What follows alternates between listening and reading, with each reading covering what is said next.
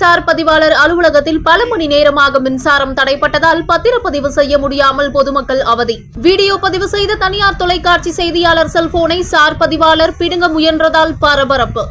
அரசு அதிகாரியா இல்லை ரவுடியா என பொதுமக்கள் ஆவேசம்.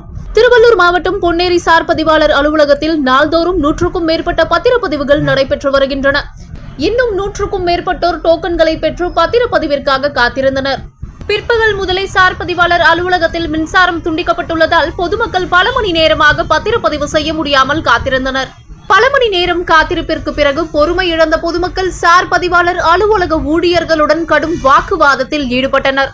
பல லட்சம் ரூபாயின் மதிப்பிலான நிலங்களை பத்திரப்பதிவு செய்யும் அலுவலகத்தில் மின்சாரம் தடைப்பட்ட போதிலும் அதற்கு மாற்று ஏற்பாடு செய்யாதது ஏன் என கேள்வி எழுப்பி வாக்குவாதத்தில் ஈடுபட்டனர்.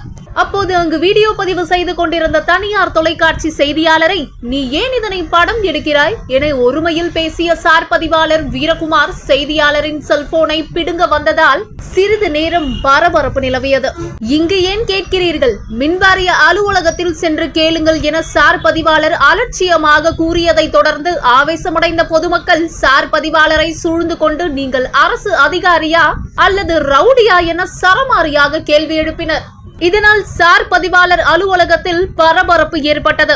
தொடர்ந்து மின்சாரம் துண்டிக்கப்பட்டுள்ளதால் பத்திரப்பதிவிற்கான டோக்கன் பெற்றவர்கள் வாசலில் காத்திருந்தனர்.